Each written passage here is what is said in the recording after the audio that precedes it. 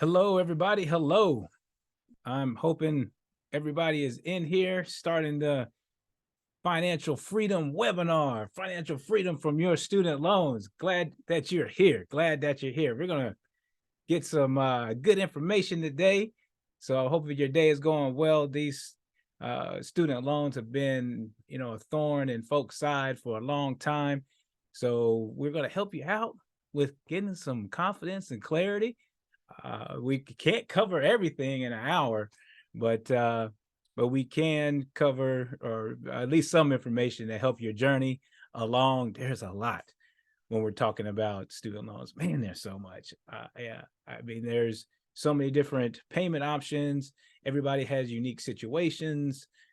We have so much information coming through the White House and the Department of Ed. I mean, COVID has been taxing to a lot of folks, and we're just now coming out of it, but there's a lot of announcements coming out of that, of course, the politics of it and everything like that. But listen, we are going to stay with the facts and also the information that's going to help you find some relief, hopefully, with your journey. I mean, that's the point here. Okay, so be sure to put some questions in chat when we come to that.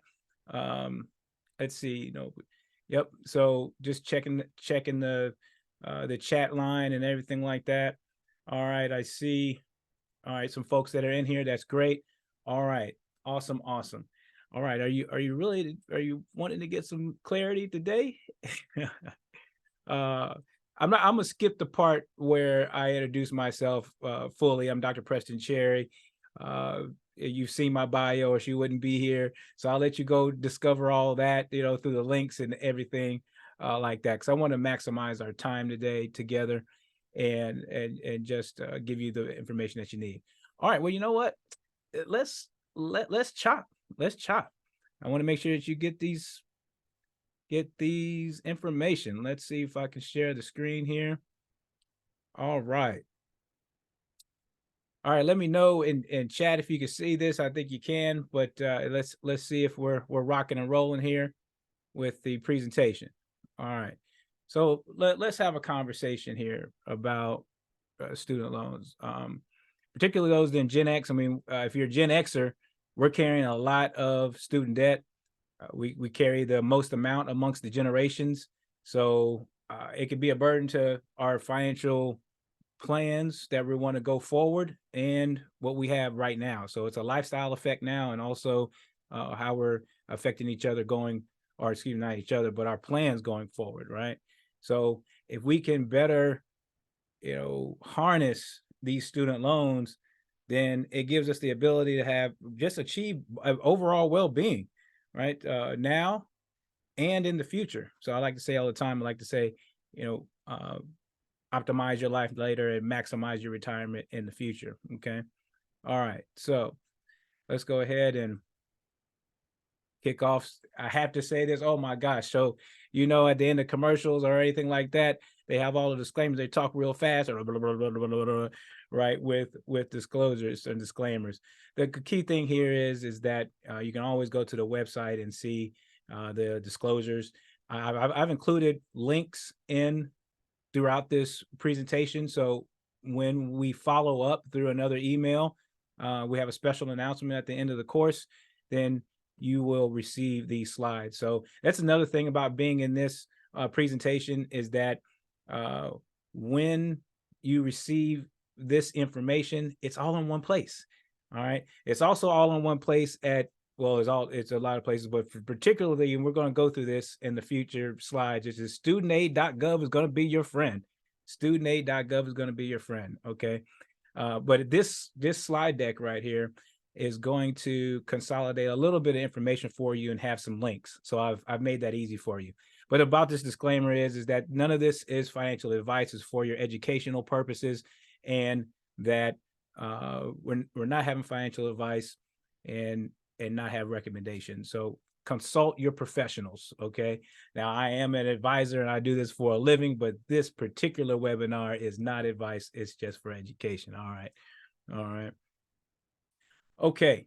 So this is what we're going to talk about today. We're going to talk about, when we talk about student loans, we have to get our mind right. and also process our emotions about student loans, right? Student loans has caused a lot of anxiety for folks, a lot of worry, a lot of uncertainty, and just interruption in our financial plans. Listen, I'm not sure some of these folks in the room are Gen Xers or above, but there used to be a there used to be a commercial, hair club for men. I think it's hair club for everybody, where people were losing their head and hair in their head, and said, "I'm not only the president, I'm also a client." Well, I'm talking to you today because not only do I do this for a living, I help people through their journey. Hey, I got student loans too, right? So that doctor part wasn't cheap, right? So I'm in this with you, okay? So just like to share that. All right, so we got our money mindset. So we'll talk about that. We'll talk about information coming out of the White House Department of Ed. You've heard, maybe or may not have heard, this one-time income-driven account adjustments that's been in the news. We'll talk about that, give you some clarity and some guidance on that. Employee assistance. We're just some programs that your employer may be able to help you with. PSLF, public service loan forgiveness for those that are working in particular type of jobs in public service. Teachers forgiveness. All right. And some of these programs are different, and then they sound the same, but then they're not. So folks are asking, okay, well, what does this mean? How does this work? Okay. Private versus federal loan consolidation. We'll talk about that. I know you're getting offers in the mail about consolidating from private institutions, and that's all good. We'll see the pros and cons of consolidating with private institutions versus consolidating with federally. Okay, and we'll talk about that. I'll also share with you a couple of stories that I've had with clients and even folks I've helped outside of business, in the community, but particularly with clients. I've just last couple of months, I've had a few clients with student loans, and we've saved a considerable amount of money and strain and strife on the mind and the spirit about having some direction. So this is what we'll talk about. All right, and then we'll have an announcement at the end of the webinar. All right. Okay, so let's jump into it. Let's continue to chop. Mindset. All right. September 1st is when payments or student loans restart. Student loan repayments start. Okay. So that's when interest starts to accrue. So we've been, during the pause, we've had zero interest. I mean, everybody, if you had to be under a rock not to know that, right? But we had no interest accrue, no payments and no interest during this time. Okay. During the COVID pause and the like. Now, not only will payments start, but interest will start to accrue as well. So interest accrues September 1, payment starts around October 1st. Okay. Now, I will mention processing emotions a little bit. I want you to take some time to prepare yourself in order to get ready to pay your loans back. Maybe before they were a little overbearing, but now there's a little help across these programs, a little relief, and then there's also not only just relief up front, but also relief on your payment journey. Okay, so try to process your emotions and get ready for that. And all emotions are fair. Okay, so everybody has their unique journey with their money in life. Okay, I would say explore gratitude if you consider it, which is these last few years we've had zero interest, zero payments, which has helped a lot of us advance our households. So as you'll see in the next slide, I ask all of us to practice noise canceling and remain politics neutral. Okay, and this is part of processing emotion and expressing some gratitude for the time that we didn't have to pay on our loans. Okay, no matter really how we got there, or government this, politics that, this, that, and the other. relief was relief, and we've had time to to adjust and get ready for this new phase. All right. So just I encourage folks to remain politics and noise neutral, and grab hold of the information that means the most to you into your journey and into your household, and block out everything else. Okay. I really ask that of you. Hopefully that helps you feel a little bit better. Okay. All right. So the next step also too is to determine your loan status. Okay. As I mentioned, studentaid.gov is going to be your friend. I've linked it here a couple of times throughout the website or throughout the presentation. So this is where we're going to go. Studentaid.gov. I should have linked it here. Okay. So determine your loan status. What do I mean by that? Okay. Well, everyone was in pause, but what was your status before? Okay. What was your status before the pause? And for instance, there's a new payment program called Save. We have many repayment programs. Save has replaced something called Repay, REPAYE. Okay. And then we have, and we'll talk about these a little later, we have a couple of others. My point is this, is that where determine your loan status and where your servicer, who's servicing your loans. There's been some loan servicer shakeup over the last few years. Some of the loan servicer companies have exited and been replaced. Okay. So how do you know where your loans are? All right. Drum roll, right?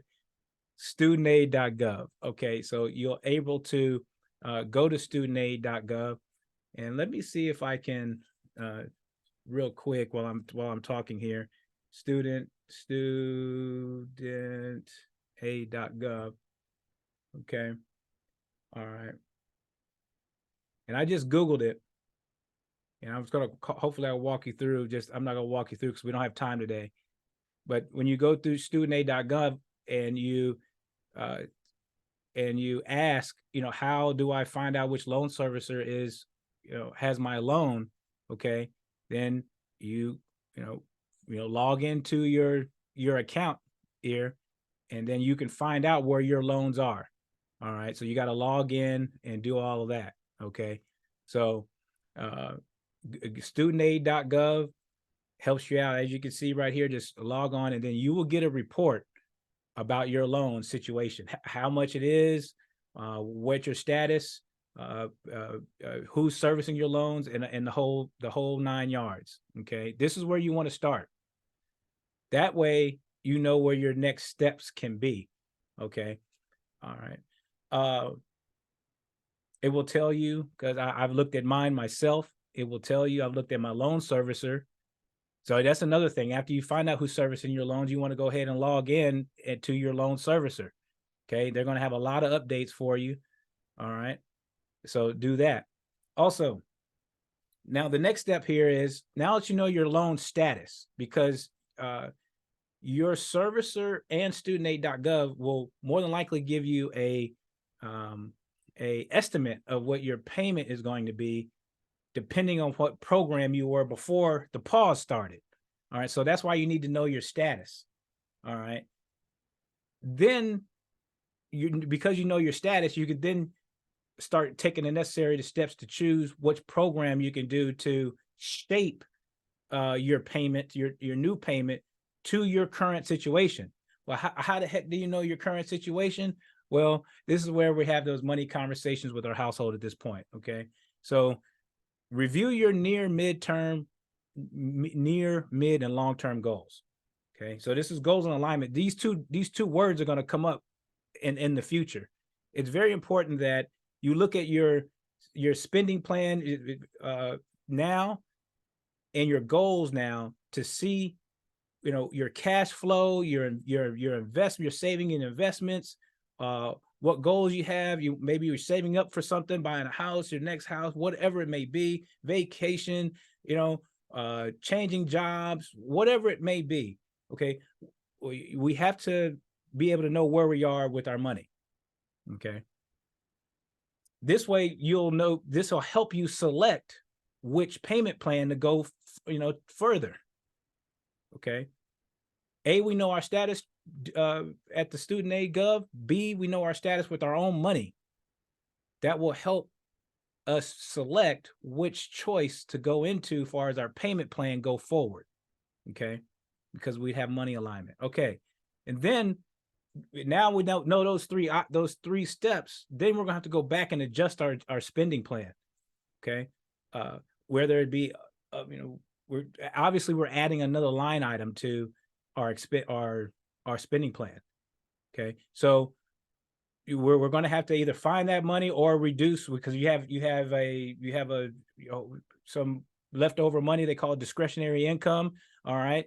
Well, some of what we've been doing with our discretionary free money, that means it doesn't have any claim. We're taking care of our needs and wants and savings and investments, and we have leftover money. Well, then we're going to have to find somewhere in those areas to go ahead and allocate money to our student loans. Okay. And then monitor and modify, because every year we have to do certain steps in order to keep in good status with studentaid.gov and your servicer, like recertifying your income, because your income determines what payment plan you qualify, okay, for. All right. Okay. All right. So what do we have next? What's coming out of the White House? The White House, as far as, policies or direction they want to go into, is, or as far as, congressional concerns, has influence on what the Department of Ed does, because the Department of Ed services and all the loans, well, they have servicers, but administrators of loans, doles the loans out, all of this, right? So all the rules, the programming,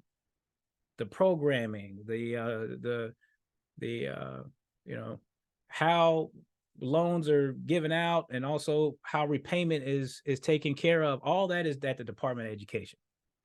Okay. All that is the Department of Education. So when you have administrations that have, whatever vision that they have as far as student loan policy, okay, then that has influence on what the Department of Ed does, because again, they have the rules and regulations as far as the student loans are concerned. Again, I encourage you to be, practice some noise canceling, put those, those earphones on. Anybody been on the plane and, you have some noise on there, you got a lot of conversations, this, that, and the other. Doesn't it feel good when you put the earphones on and just put the noise canceling on, right? Cancel out all the noise, right? And then remain politics neutral. Okay. We're talking about our own individuals, households. Okay. So I put some links in here in order to help you out with information that's coming out of the White House and Department of Education. Okay. The legislation that's been coming out now, we heard that the Supreme Court blocked the big student loan forgiveness plan from the White House, and Supreme Court said, no, we're not having that. Okay. Right. Shortly thereafter, okay, the White House announced a backup plan in order to do certain things. Okay. Rulemaking is to adjust payment plans in order to make things easier for folks, adjust the plans themselves of how they are constructed, and also introduce a whole new plan, a payment plan. Okay. Also, we're talking about a one-time, what they call income-driven repayment forgiveness. That's another legislative act that has been acted upon already, and we'll talk about that too. And a couple of other things that's going to make our journey easier. Okay, so that's what IDR means here: income-driven, repayment adjustments. What does that mean? We'll go over that here in a minute. One thing I want you to consider is that on-ramp. What does that mean?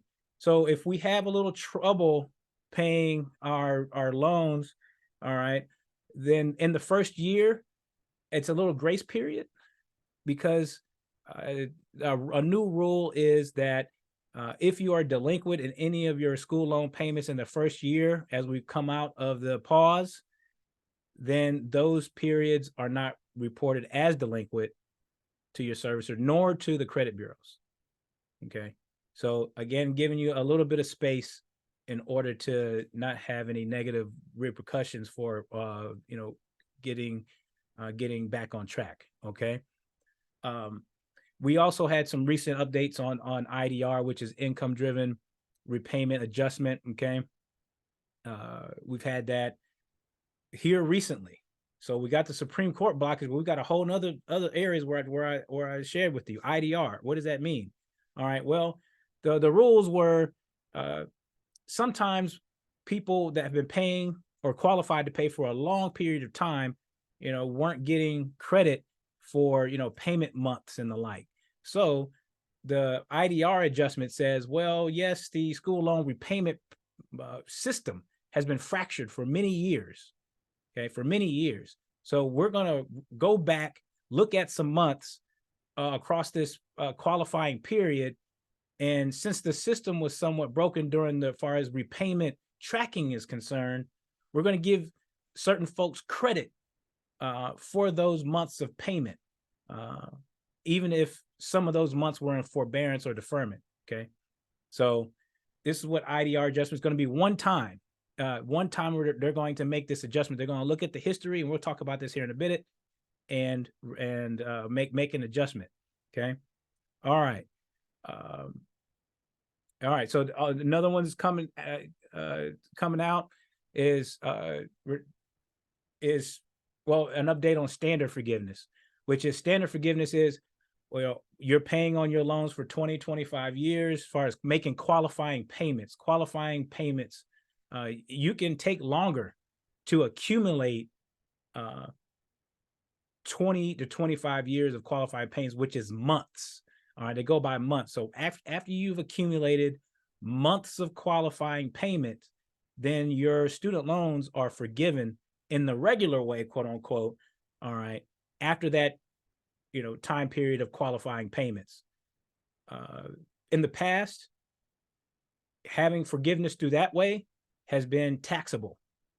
However, currently, if you achieve forgiveness through that door, then that forgiveness is tax-free until 2026. Okay, is tax-free until 2026. Now, they'll revisit that and see what that looks like. If you're obtaining forgiveness through PSLF, some of the other programs that I'm speaking of, that currently and always has been tax-free. Okay. Now, the thing about it is like, look, if you're forgiven, $80,000, $50,000, $100,000 or whatever it may be, and you have to pay a little tax on that. All right, again, right, we're talking about a gratitude a little bit. Would you rather pay 80, 90, 50, 100,000 or whatever the tax is on that? Well, which one would you choose? Okay. All right, so the income-driven repayment or income-driven account adjustments. What's that mean? All right. So I did a link to this information. Also, make it easy for you. Okay. So what it means is that for those that have had loans outstanding for a long qualifying period, 20, 25 years. Okay. That's what the Department of Education is looking at right now. They started that in April. And then they sent out notices over the summer for the first round of forgiveness underneath this IDR plan. And then they're going to continue sending out notices every couple of weeks through 2024. Okay. So if you have loans that are older, okay, like for instance, I was an undergrad at 2001 to 2003. All right. So I have a couple of loans that are 20 years old. Okay. So what was I doing during those 20 years? Okay. I was repaying on some of those. I had forbearance in some of those years. I had deferment in some of those years. All right. So some of my older loans are going to potentially qualify for one-time income-driven account adjustment. Okay. And again, what that is saying over that period of time, was an individual credited the amount of qualified payments they should have been in order to help them achieve the 20 to 25 years of qualifying payments. Okay. That's what that means. That's what they're making it. So either some people are getting their loans, the balance of their loans forgiven because they weren't given enough credit over those years, they overpaid, or they're being made closer. Okay. So when you're talking about 20 years times 12, what is that? Anybody to 20 times 12, right? 240 payments and 300 payments. I think the two are for as far as months are concerned. All right. If you can get more credit for months that you don't have credit for, then you are closer to that regular forgiveness period. Okay. So this is why you want to figure out your status and do the things necessary in order to at least be considered for some forgiveness or some particularly for forgiveness if you qualify for it, or credit for payments towards the time, shortening up the time of your forgiveness. All right. So there's deferment while you were in school does not count. There are some forbearance and deferment periods that are counted. For example, you have to have 12 consecutive months of forbearance or 36 cumulative months of forbearance. Okay. If you have either of those, then you'll get credit for those months inside of there. All right. For example, that's 12 months and then that's 36 months. That's 3 years worth of, credit. Okay. So while you may not receive immediate forgiveness, what you do receive is more credit towards, payment credit towards the qualifying months for overall forgiveness, you see. So, if you have currently you have 20 years, or let's say there's 240 months or 300 months, and, you're down to say over time you've paid over 200 months or 150 months and you haven't gotten credit for 100 months, then, you're getting closer to, it knocks down the amount of money you have to pay toward the end. Right. It knocks down the amount of money you have to pay for it. And you're paying for a shorter amount of time in order to achieve a loan forgiveness in the traditional way. Okay. So this is real positive here. Okay. Department of Ed is, what do you have to do? Well, one thing you have to do is consolidate your loans by 2023. All right. So that's coming up. So if you have private loans, you have to consolidate your loans federally. I should have put federally here. Okay. The slides, yes, the slides, they'll be available in an email coming to you. But yes, you must consolidate your loans, your private loans, into federal or direct loans by 2023 in order to be considered for this one-time IDR. Okay. So when you're talking about, we'll talk about this later too, which is to be considered for, federal programs, forgiveness, payment flexibility, all this. All right. More than likely, you're going to have to consolidate your loans into a federal direct, loan with the administration. Okay. All right. So private loans do not count. All right. So they meaning the Department of Ed is already granting or has already granted forgiveness for either for credit for payment periods or forgiveness in dollars already. Okay. Hundreds of thousands of accounts have been affected already. All right. And that information will come directly from your servicer. Okay. Directly from your servicer. And you don't have to do anything to apply for this except for consolidate your private loans directly. Okay. So please do this. All right. That's why it's important to start with studentaid.gov. All right. So information from your servicers, Department of Ed, they're looking at your loans already. They'll be doing so from now through 2024. Okay, so you don't have to file anything for this except for consolidate your loans federally. Okay. All right. Let's see here. All right. You can also get some assistance on your student loans from your employers potentially. Not everybody has to do this, but not everybody, meaning your companies, don't have to offer this. However, wow, for employee retention purposes and financial wellness and well-being, employers are adopting these employer assistance strategies more and more. So check with your benefit department to see if you qualify for employer assistance on your student loans. All right. How is, what are we talking about? All right. Well, during the COVID, there's a couple of acts that came out in order to help us along. CARES Act 1.0 came out, and then CARES Act 2.0 came along. And back in, still today, employers were helping people out with their college tuition. So they were granting them $5,250 in order to apply to their college tuition, trying to get more education, right, and investing in themselves. That $5,250 was a tax-free contribution to their education if they paid directly to the educational institution.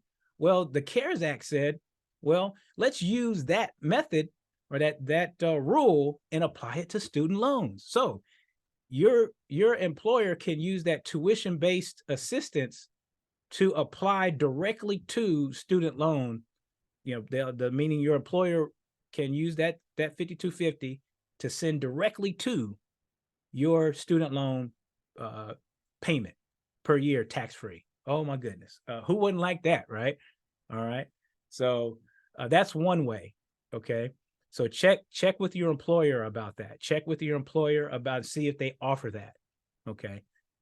That's step number one there. See if they offer that. If they don't, they're not mandated. They don't have to offer that, but check with them if they offer it. Okay.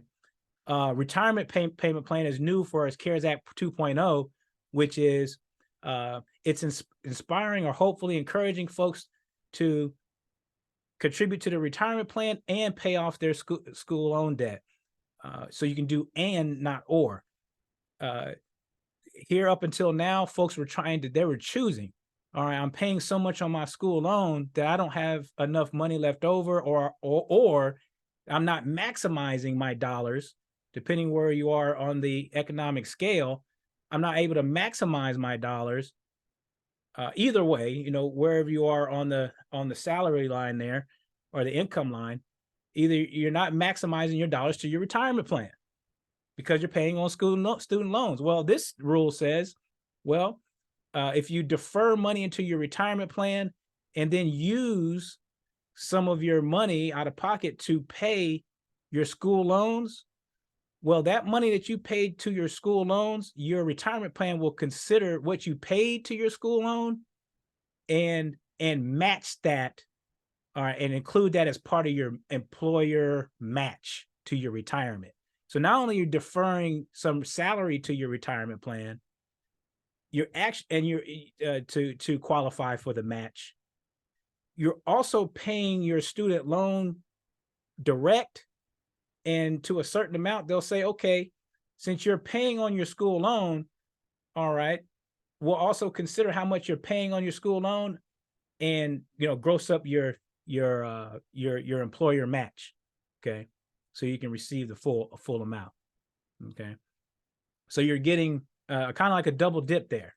Okay, again, check with your employer for these programs. Okay, that retirement plan offer came out with the Secure Act 2.0. Okay, all right. So student loan forgiveness. All right, so these are for these folks that are in public service. So you're teaching, you're a public service person. Your hospital has to be a 501(c)(3), police, fire, all this government entities.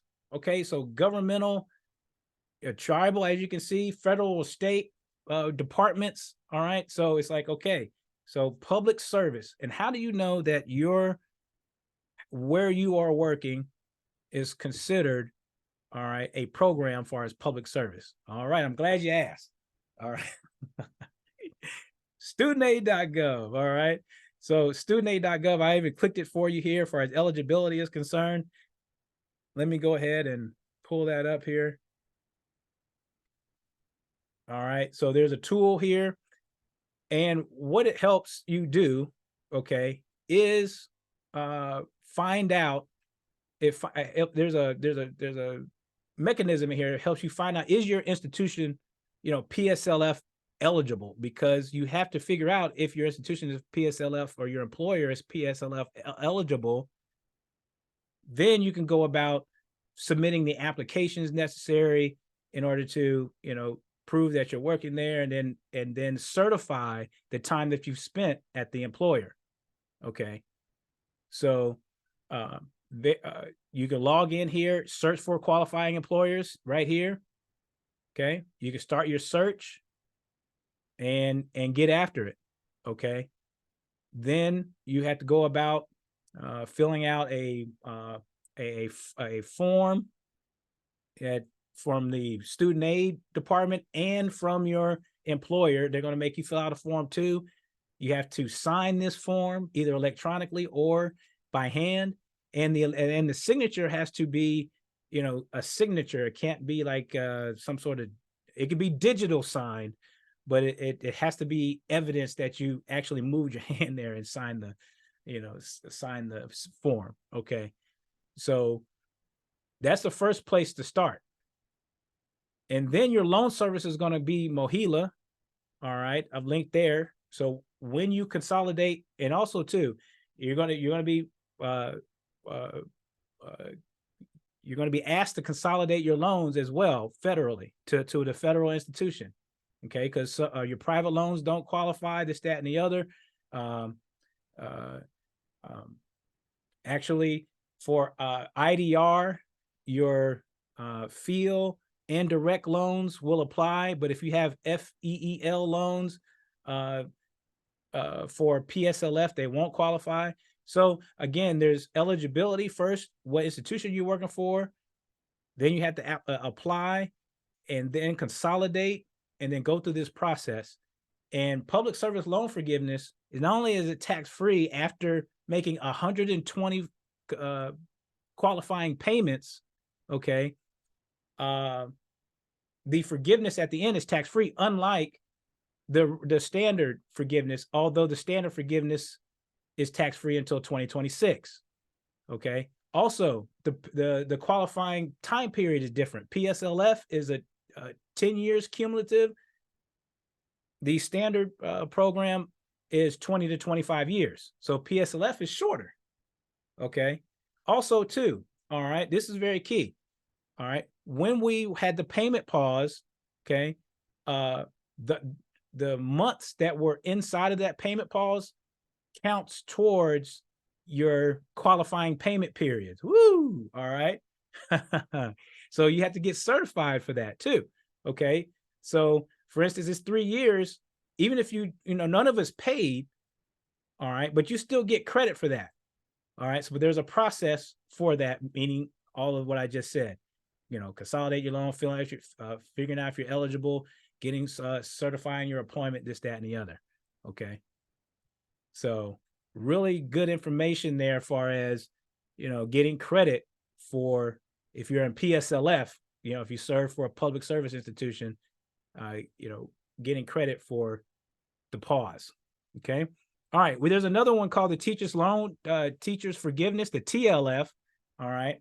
And this is if you're a teacher and you've worked in you worked for in elementary, middle, or secondary schools 5 years in a row in low income areas. 5 years in a row in low income areas. All right. And they have definition of what they mean by what a highly qualified teacher is. It means you have to have a certain amount of education, so on and so forth. Okay. All right. But if you have these 5 years, then you can apply for TLF and you can get forgiveness, again, direct loans. All right. In the amount of either $17,500 or $5,000. Okay. Now, in order to get to 17,500, you have to have taught in these areas, math, science, and special education. Okay. Or if it's none of those, then you get 5,000. Okay. So here's the thing with TLF and PSLF. Okay. This is where you have to make a choice. You can't get credit the time spent in your public service or your teacher service. You can't get credit for both. So no double dipping. So you have to choose which program you want to enter. Okay. Well, you can be in PSLF. That's fine. All right. But if you get credit for TLF and you are given some forgiveness based on TLF, then those that eligibility for TLF is not counted for PSLF. So no double dipping of time. Okay. All right. All right. So continuing on with, well, that's not continuing on, but jumping into the federal and private loan consolidation question. I get this all the time. And how many of you are getting stuff in the mail or hearing, commercials, this, that, and the other? And there's nothing wrong with getting private loans consolidated. Big business. Matter of fact, I mean, I think the Super Bowl was played at SoFi Stadium, not making any endorsements or anything like that. But anyway, my point about it is this. Again, this is where blocking out noise is important. Headphones, okay? All right. We got to choose what's best for our household, okay? And so federal consolidation really gives you the flexibility of payment and payment options and payment assistance, okay? So when we're talking about payment programs, let me go ahead and skip forward here. I'll come back to that slide here in a minute. When we're talking about payment programs, it's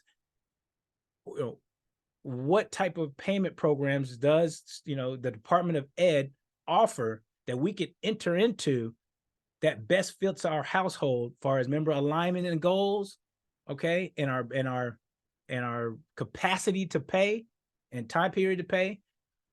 Well, there's several of those, 4. Okay, well, you don't qualify for that type of flexibility in payment options with a direct loan. In order to be, achieve that federal or that flexible payment option, you have to have federal loans and have consolidated at a federal level, or direct. You'll hear that word too, federal or direct. Okay. Payment assistance, excuse me, forbearance and deferment. Okay. All right. Well, that means you're either not paying on your loans, which is deferment, or forbearance, which is not paying on your loans and adjusting your amount downward. Okay. So though that type of flexibility is not offered with direct. All right. To qualify for certain programs, you have to have federal. I mentioned, the PSLF, IDR, the TLF, so on and so forth. And also too, as far as federal, it's good to, organize yourself and qualify you for these forgiveness plans. Okay. All right. Private loans. All right. Well, they could be good too. Potentially. It depends on where your goals and alignments are. Okay. I mean, see at the bottom, it says goal alignment. Okay. Now, if you're a household that says, listen, I don't want to have to pay for 20 years or make all these qualifying payments, this, that, and the other. I have the mindset that I want to get the lowest interest rates possible and pay off the quickest. Okay, well, private may be for you. All right. You can accelerate your payoff time. Again, you have to have the mindset and the goal alignment and the capacity to do so. And if that increases your well-being and fits your household, then private is the way to go for you. But you also lose out on any type of payment or federal flexibility and whatnot on these payment plans and so on and so forth. Okay. I would say before consolidating privately, I mean, this is not advice. I can't say this because I don't know your situation. So please don't construe this as such. But, while this shakeout is happening, as far as, did some of your loans qualify for the IDR? Okay. You consider looking at your loan structure and the rules of these different payment programs that are offered federally and see if you're not giving up something too quickly by going into private fast, so that decision may want to be delayed. But if you do want to get into federal payment programs or be considered for some of these programs, and even that one-time IDR, then, I mean, it answers itself. The rules are that you have to consolidate federally. Okay. So again, pick what's best for your household and your situation. All right. So we're getting into student loan income. When you hear IDR, it's income-driven repayment choices, income-driven payment choices. Okay. So your payment plans are based on, well, I mean, the title says what it says, right? I said what you seen that meme. I said what I said, right? Income-driven, my students laugh. I mean, clients do too. I laugh at my own jokes. But anyway, the student loan IDR, right? Income-driven repayment plans are based on a couple of things: income and family size. All right. So what I suggest too is to compare payoff strategies. What do I mean by that?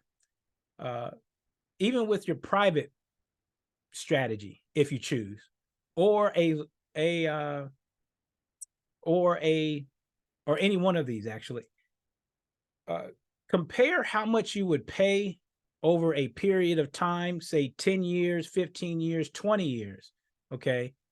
And if you pay if you enter into a program and your payments over that particular time are an amount that's lower than what you would do if you accelerated and paid off in full, depending on what your mindset is and what makes you happy, okay, then you may want to consider, taking what's best for your household, taking the lower payment option and waiting for some forgiveness at the end. Okay, so comparing those payoff strategies, and there's calculators online that does such. It says, and even in studentaid.gov, it says, okay, if I pay off my loans in 10 years, within a program that's inside of the federal or private, how much is that amount as of today? And then also, what is that amount of if I paid over 20 years, or not 20 years, but 20 years of qualifying payments, and I paid that amount, what does that bucket amount of money look like today? And compare those. And then it says, okay, then I'm forgiving that amount if I stay on this payment program, and then compare it to here, and compare it to your well-being and your goal alignment, your cash flows and all that, and see what you're comfortable with. Okay. All right. So the new SAVE program, all right, the new SAVE program, SAVE, is going to replace Repay. So if you are in Repay, all right, the Repay program, then you're automatically going to be rolled over into the SAVE. If you are in any others, then you have to enroll or apply for SAVE. And SAVE is, it's a new program that offers the lowest payment. What it did was it cut discretionary salary or discretionary income to be used for student loans from 10% to 5%. So it's lowering payments, okay, going out. All right.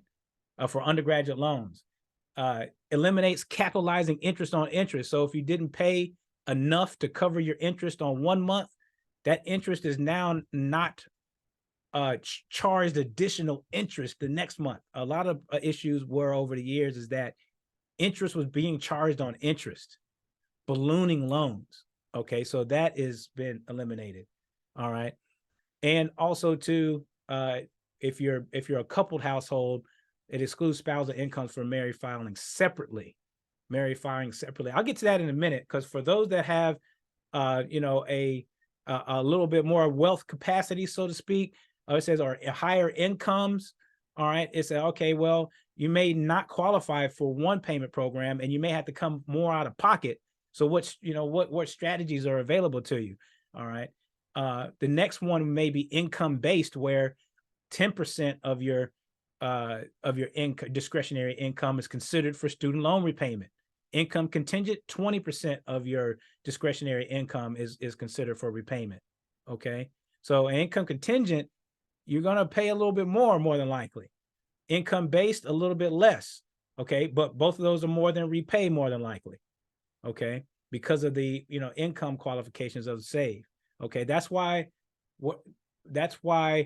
every year you have to recertify your income, because the Department of Ed wants to know how much your household is bringing in, so they can come up with a pot of money based on the information that you give them to consider to repay your loans back.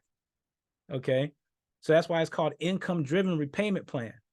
All right, and then when the department knows your income, they get to say, okay, we're going to base your payment on not only your income and how much discretionary income you have after your needs are met, depending on needs being defined by their formula. Okay, and then whatever's left over, you can use this amount in order to pay your student loans according to their formula. That's why you have to recertify your income every year. If your income is growing, then they're going to have more. Okay, so one thing to consider is your adjusted gross income every year. Okay, which on your taxes. So if there's an opportunity in order to reduce your AGI on your taxes and make contributions to your employer accounts, HSAs, IRAs that have eligibility for contribution deduction. All right, try to find ways to reduce your AGI in certain years, so you don't have to pay as much cash flow to student loans. Okay. Also, I would say that IDR strategies such as IBR and ICR consider both incomes at the household level. So that's a lot of money to be considered. Okay. So married filing separately may help. That said, MFS tends to trigger higher taxes. However, if your higher tax amount, all right, is higher than, or excuse me, lower than what you would have to pay for student loans, then you compare that and say, let's take the lesser of that for our household. Again, not advice, not anything like that. It's just informing you of what's out there, what you could consider for your household. All right. So it's comparing the strategy. All right. Do I, pay a tax bill that may be a little higher than from what I would normally file, but under the amount that I would have to pay if I file differently and pay a higher student loan amount, then that's a choice to be considered. Okay. All right. And then you have to recertify your income. The delay recertifying income as long as you can. Right now,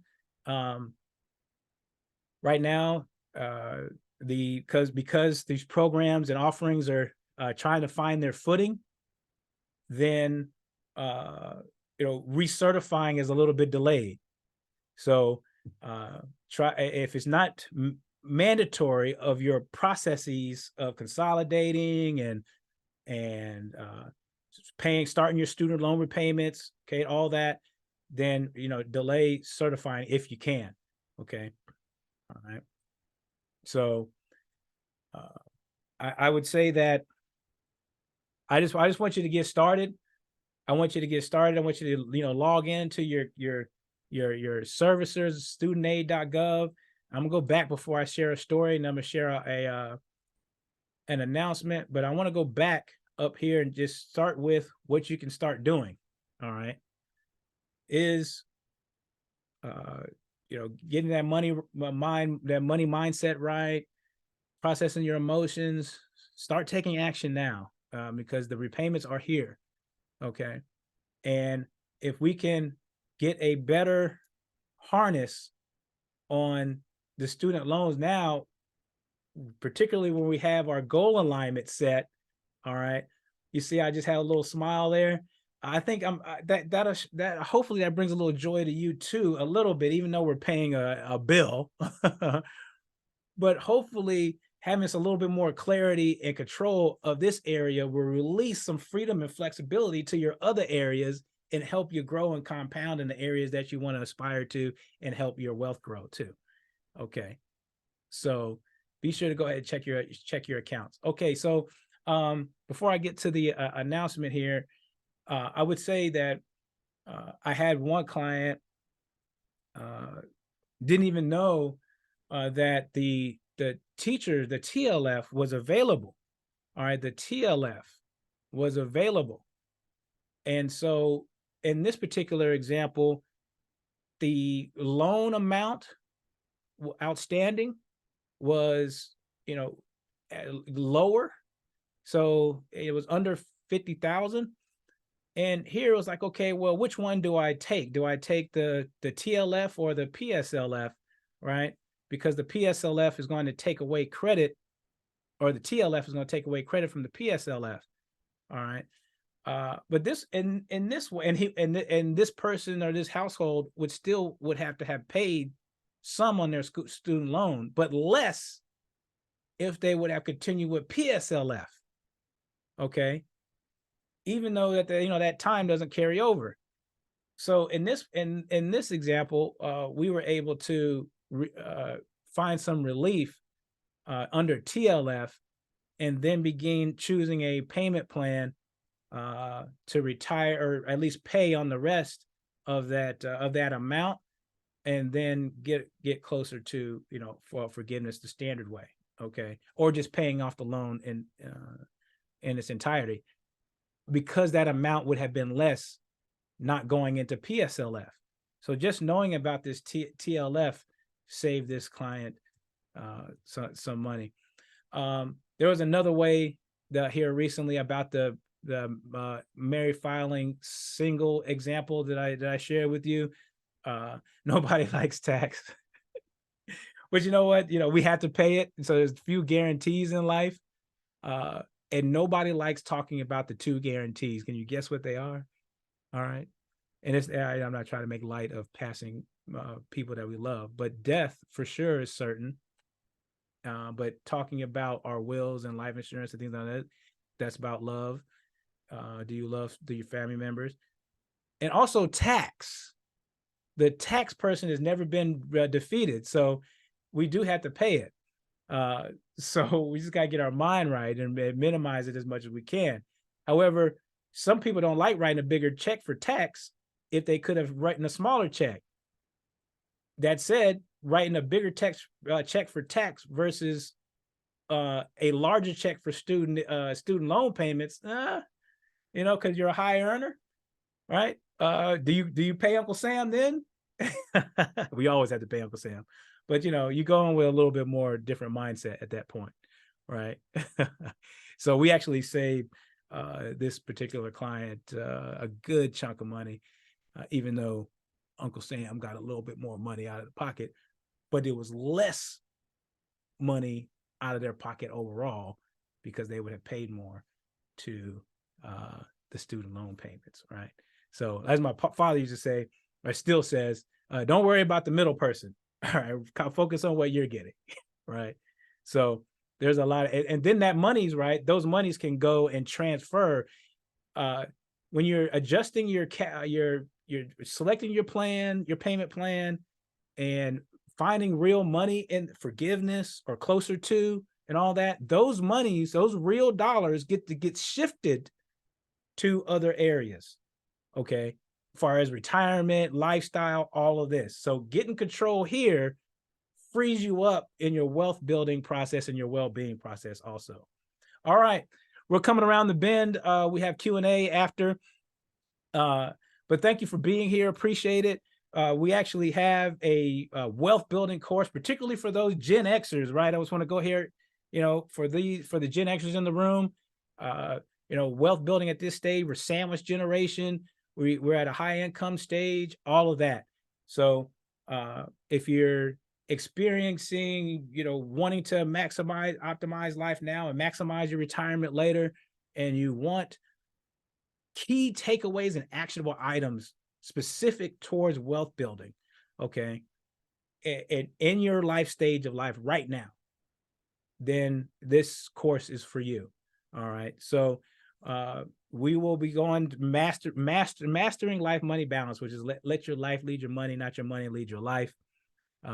So your life and money can work concurrently to achieve your life's design. All right. So you want to have some good information and actionable steps. This course for you, it starts in September. You can enroll now. I'll be sending these slides out so you can have them for your informational purposes on student loans. But you can enroll now because of the early bird price and also a discount for those that want to financial planning services.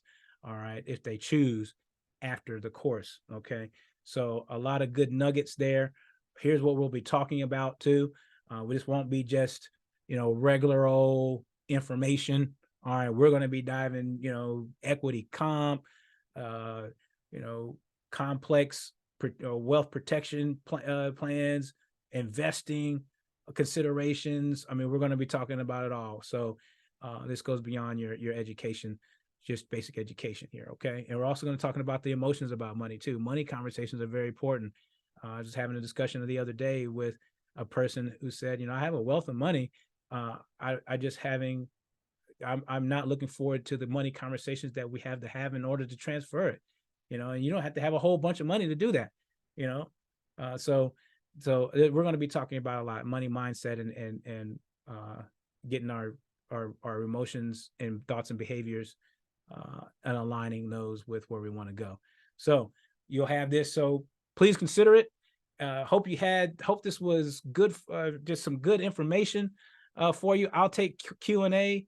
I'll be watching the chat. Thank you for being here. I hope to see you in the course. And also too, just spread some, let me know about what you thought about this time in about an hour, this hour that we've had together in the chat. If you so choose to, I'd appreciate it. Did it help? Did you enjoy it? Was it entertaining a little bit? All of that. All right. So if you can leave something in the chat, I'd appreciate it. And now I'll get to your questions. So thank you for being here. I hope it was useful for you. All right. Okay. Q&A. All right. Let's chop. Let's chop here. If I enter into a job that does PSLF at a later time, does the SAVE program eligibility go away? Let's see. Does the SAVE so no, it doesn't. It depends on your qualifying income. All right, because you can income your way out of a particular program. All right, or repayment program, and then you have to choose one of the other income-driven payment plans. Okay, but if your income and your family structure qualifies you for SAVE, then you can be in SAVE and also make those when you're making those payments qualify you to be in PSLF if you have an educational or if you have one of those qualifying jobs. Okay. Hope that answered your question there. Any more questions here? Yeah, this is the time. This is the time. All right. Let's see, you would like to answer this question live? So done. All right. Let's see. So will you have, let me bring this over here so you won't see the side of my head. All right. Will you have any webinars for us older millennials? Well, you know what? Older millennials, you're Gen Xers too. I mean, shoot, if you're 38, 39, 40, and you have, kind of have some fluency, I guess you could say, then, these Gen X conversations will be for you as well.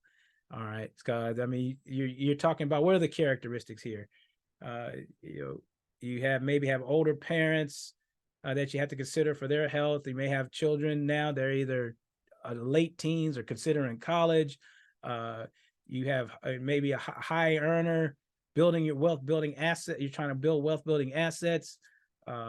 You may have complex payment structures. You may be a small business owner.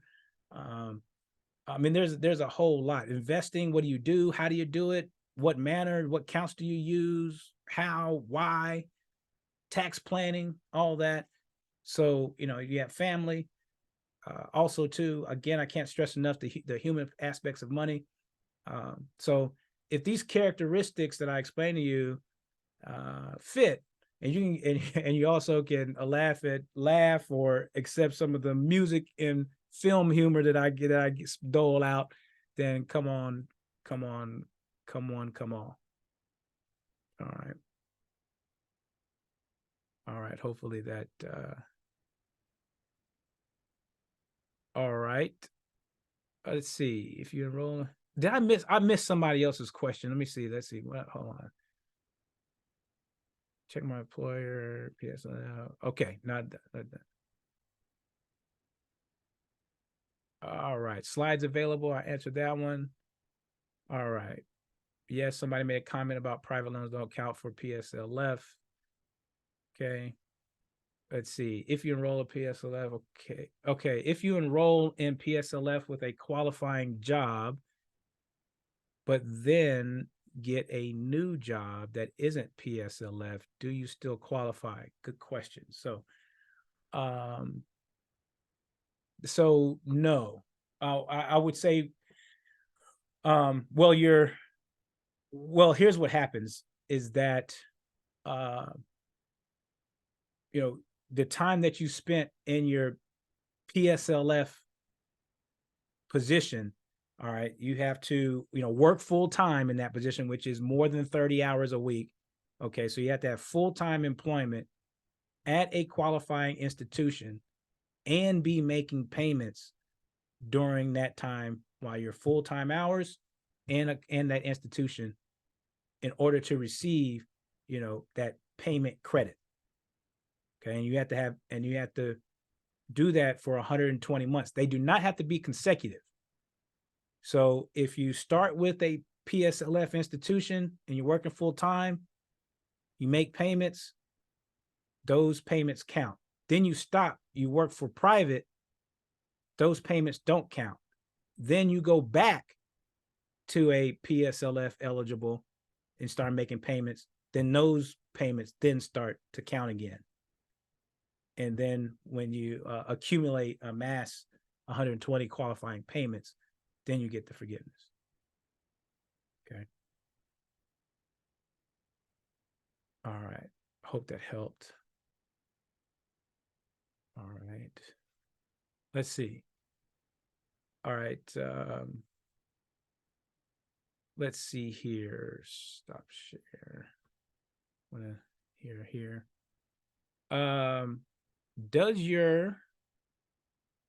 All right, here we go. Does your account turn delinquent if you can't make the full amount each month, but are still making some form of payment? It can. That said, there's been changes. Okay, so number one, that when you do make some form of payment, so yes, do try your best to make a payment. That said, during this on-ramp period, there's no delinquency to the credit bureaus. That's number one for the first 12 months. Then number two, when you are making a payment and it doesn't cover the interest of your payment, then the unpaid amount is then, or the unpaid interest is then not capitalized on. Okay. So, but you do still get credit for a payment. Okay. But what you can't be in, and I would say this also, I would say that if you are having difficulty or challenges with making that full amount, then that's an opportunity to call your loan service provider and get some help and also because they're going to work with whatever is available at Department of Ed and find a better repayment solution. So, you're not underpaying. You want to find something that you can meet every month. Okay. So that's a signal. That's a healthy signal to revisit because we're always monitoring our situation. Okay. one area that you want to try to avoid is default. Okay. So if you are delinquent, particularly in this first couple of months or just 12 months, you want to figure out a better fit for far as a payment is concerned. And then number two, avoid default, because default, that's when you start having trouble with qualifying for some of the payment plans. Okay. I hope that helped.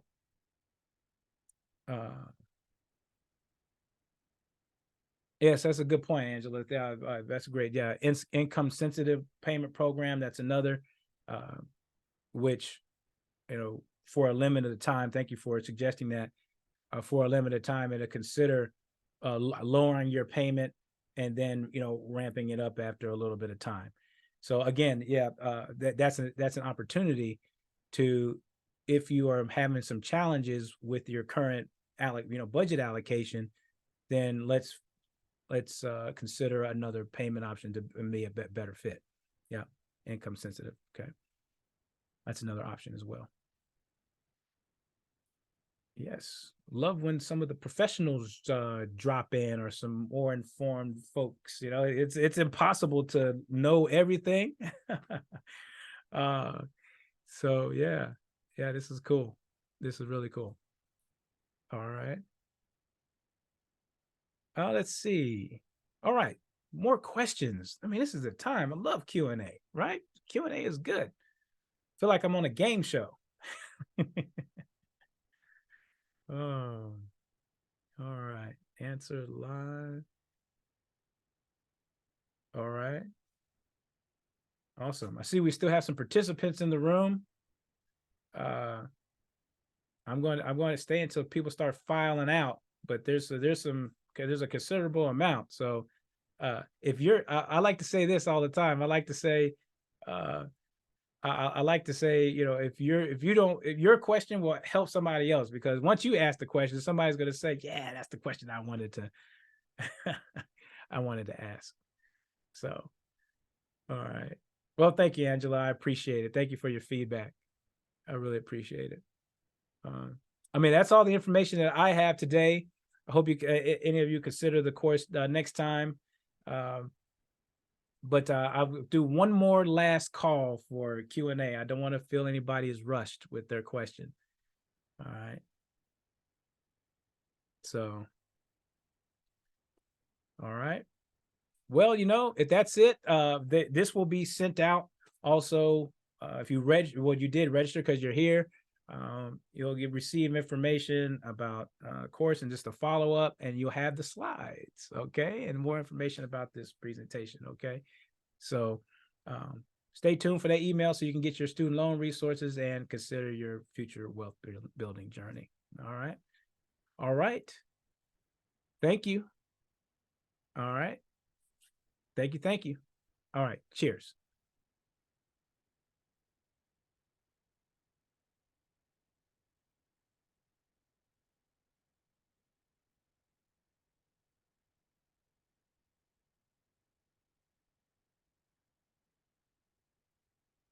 Oh, it looks like Angela. Angela, can I call you after this webinar? I actually have a meeting, but please call me and leave me your information, and I will return your call. I promise you. So thank you for wanting to call. But I will call you back for sure. You have my word on that. All right. All right. Thanks, everybody. I appreciate it. About to log off. Cheers.